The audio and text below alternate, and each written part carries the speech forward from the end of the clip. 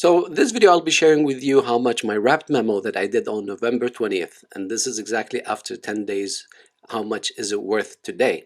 And also I'm gonna be answering some of the most common questions regarding the wrapped memo versus the memos. And what is this taxable thing? How can we reduce it? How can we whatever? So the whole thing will be explained in this video.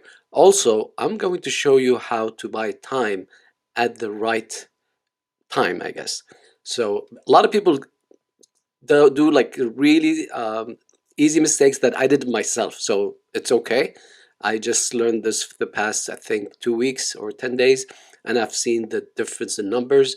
And I didn't know about this. I was counting on CoinMarketCap or LiveCoinWatch or whatever, and these exchanges or marketplaces does not reflect what you're going to get in reality, because what matters is the price of time inside Traders Joey, and there will be two numbers and you don't know which one is the right one. So I'm going to show you everything that you need in this video.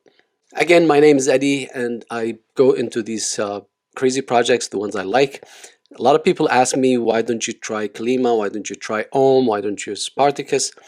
And I'll be very frank with you, DeFi is my first ever project, and it was in Wonderland.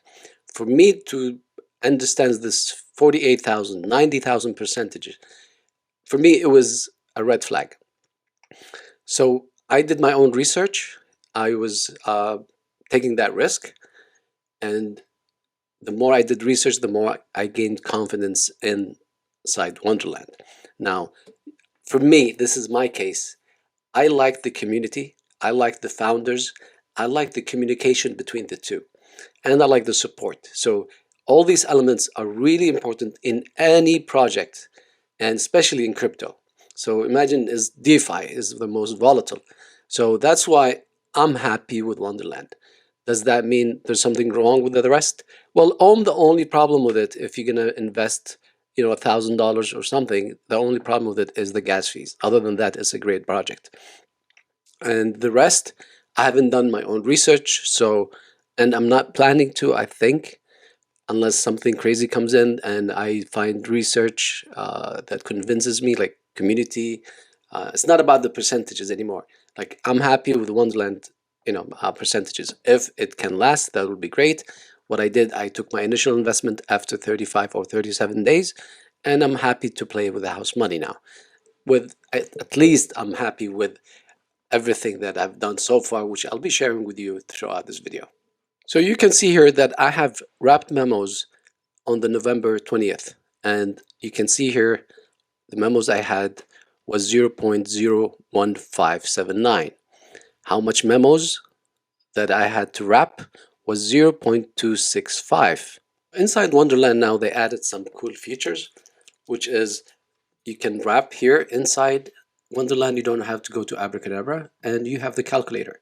So we'll leave that for later. So you can see in 10 days, I'm supposed to get around 19.4%, 19.45. So if I come to wrap and I click swap here, exchange, so I have the 0.015791.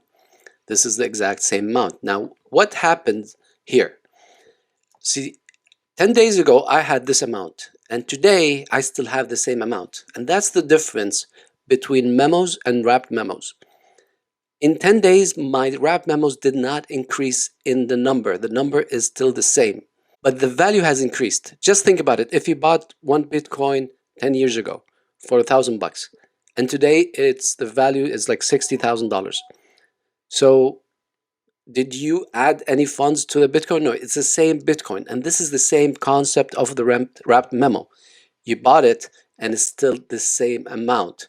But when you want to convert it, see, I got 0.32, while on the video, when I wrapped it, I had 0.26 memos. So now when I unwrap it, I'm going to get what is supposed to be the rebases plus the memos with the same value, but in wrapped memo. When I unwrap it to memos, I'll get what I'm supposed to get as if it was wrapped. The only difference is if you have it memos, Every 8 hours, they will add new rewards to your staked balance every 8 hours. Now, this is debatable. Some say that this will not show in your taxes, and some will say it might. So depending on the your country you live in, the regulations that you have, whatever. So I wanted to avoid this whole thing by wrapping it, because now after 10 days I still have the same wrapped memos. I did not increase the memos. There's no staking. The value just increased. So if we go back here to wrap, click max. Sorry, switch this. So you can see here I have earned from 0.26 to 0.324 in 10 days. So if we multiply 0.265 by 19.45, I should get the 0.32. So we have 0.265 multiplied by 19.74. This is the percentage that I'm supposed to get in 10 days, as if I left it in memos. Divided by 100. So I'm supposed to get 0.05231. So if I add the 0.26 to that, I get 0.312311. This is if I left it in memos. Now, if I go to here and see what's the difference, it looks like I gained more with the wrap memos, but in reality I did not, because I did not add the compounding effect. Because remember, this is every 8 hours. Therefore, and in general, the wrapped memo should be correlated to the memos with a certain multiplication that puts in hand the number of rebases that you get from your memos, and kind of transfer that to the wrapped memos in one way. I had 0.015 back when I wrapped it, and today I still have 0.015 wrapped memos. So I think this is clear. Your value inside memo increases by time, while your memos increases every 8 hours. They both are correlated. So whenever the memos increase by rebase, it reflects on the wrapped memo. So therefore, it is better that you have it wrapped, just in case you want to, you don't want to be taxed every 8 hours. Now, when you go to wrap memos to memos, most likely there's a tax element there, but I'm not gonna do that anyways. So all you have to do is unwrap, and then you unstake it if you like. You just click on unstake, and then you're good to go. Another cool addition to the website is the calculator. So it's not as accurate as the one from the calculator guy, but it gives you just a clear, a simple way to think about what you should expect.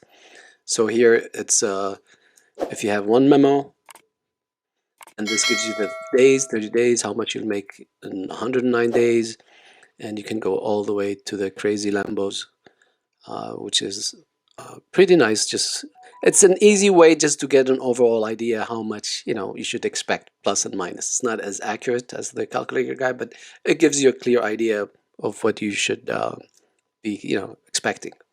Well, here let's talk about when should I buy time. Lots of people, including me, when I started this, I used to look the price in Wonderland, and you can see it's 8,111, and this is live, and you can see it on GoingGecko, 8,117. But in reality, because you're doing it on a swap exchange like TRADERJOEY, you can see it's 8,186. That's a difference of almost what, 60 bucks off. And I've seen it way worse than this, because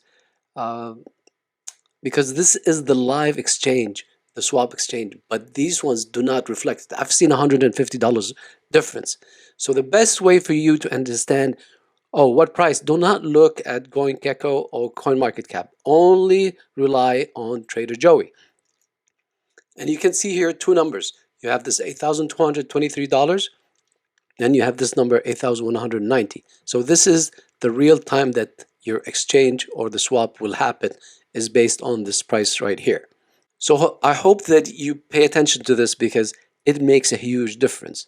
I've played around a little bit with this in few days when the time price went down to 7,200. I bought some time and then I staked it for like 4 hours, 5 hours, and the price jumped to 8,500.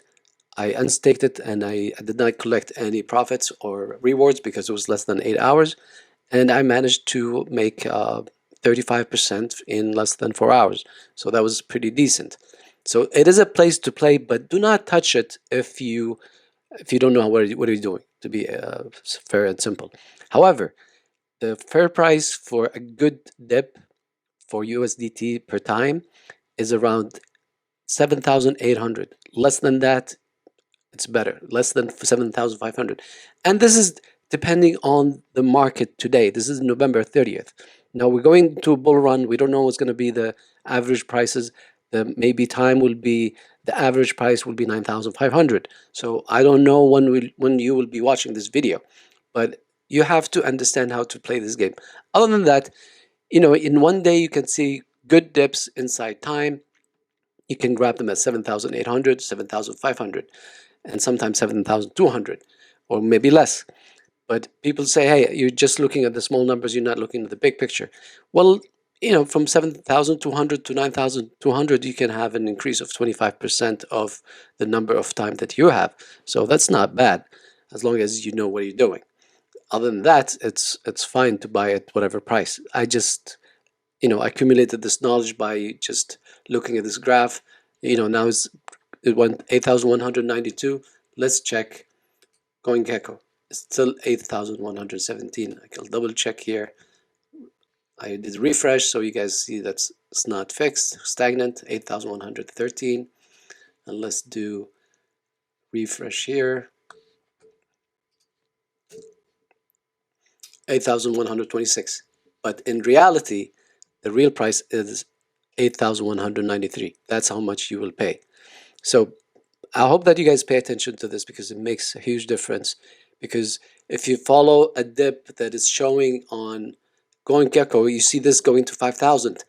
Most likely you're not going to see it here at 5,000. It's going to be hovering around 7,000. So that's another thing that you pay attention.